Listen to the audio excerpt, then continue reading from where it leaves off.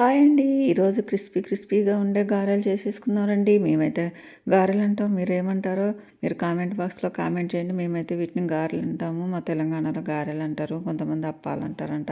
నాకైతే తెలీదు. మేమైతే గారెలు అంటాము. చాలా బాగుంటాయి. క్రిస్పీగా ఉంటాయి. మీరు కూడా సమ్మర్ హాలిడేస్ కదా చేసేసుకోండి.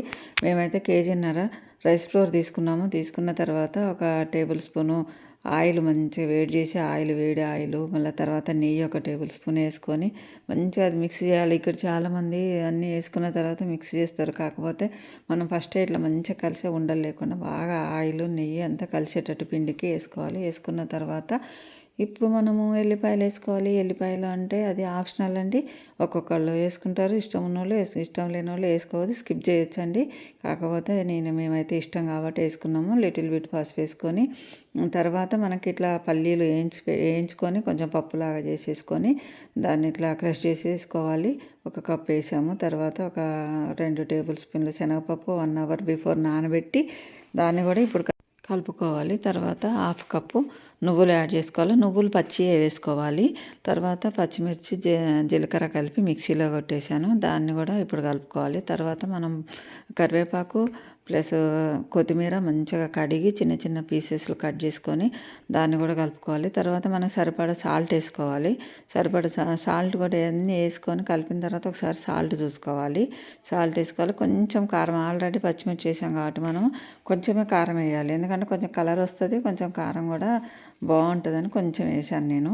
చాలా బాగా వచ్చాయి. అయితే ఇప్పుడు మనము వేడి అంతా కలిపిన తర్వాత ఈవెన్గా మొత్తం కలిసిన తర్వాత మనం చల్లటి నీళ్ళు పోయేది ఎప్పుడైనా మనము గోరువెచ్చటి వాటర్ తోటి కలుపుకోవాలి.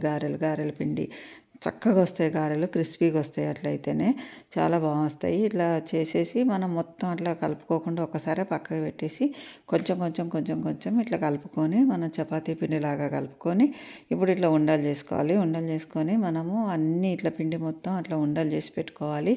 అమ్మ చిన్నప్పుడు చాలా బాగా చేసేది గారెలు. మేమైతే ఫుల్ తినేది. అందుకనే సరేలే పిల్లలు అడిగారు కదా అని చేద్దామని చేసాము. ఇట్లా ఉండలు చేసుకొని పెట్టుకున్న తర్వాత ఇట్లా మనకి గారెల్లాగా చూడండి ఎంత సాఫ్ట్గా వచ్చినాయో. ఇట్లా చేసుకున్న తర్వాత ఇప్పుడు గారెల మిషన్ తీసుకొని దాంట్లో ఒక కవర్ నీట్గా కడిగేసి దానికి మంచిగా తుడిచి ఆయిల్ రాసేసి ఇట్లా మనకి వీడియోలో చూపించినట్లు ప్రెస్ చేసుకోవాలి. చేసుకున్న తర్వాత మధ్యలో హోల్ కంపల్సరీగా పెట్టాలి. ఎందుకంటే ఆ హోల్ ఉంటేనే మనకు మధ్యలో మంచిగా ఈవెన్గా గారె అనేది కాలుతుంది అనమాట. అందుకనే మనం కంపల్సరీగా హోల్ అనేది ఇక్కడ పెట్టుకోవాలి.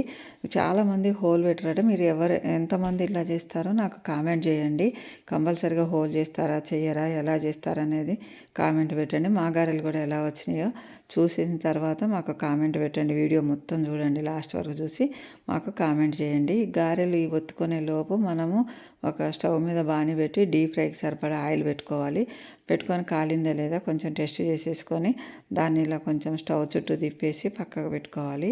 పక్కకు పెట్టుకున్న తర్వాత ఇప్పుడు మనం ఆల్రెడీ చేసి పెట్టుకున్న గారెలు ఉన్నాయి కదా, అవి మొత్తం అన్నీ వేసుకోవాలి. ఇప్పుడు వేసుకున్న తర్వాత ఇప్పుడు మనకు ఆయిల్ చూడండి ఎట్లా వస్తుందో, ఇట్లా నొరగలాగా వస్తుంది కదా, వేసేటప్పుడు అట్లనే వస్తుంది ఆయిల్.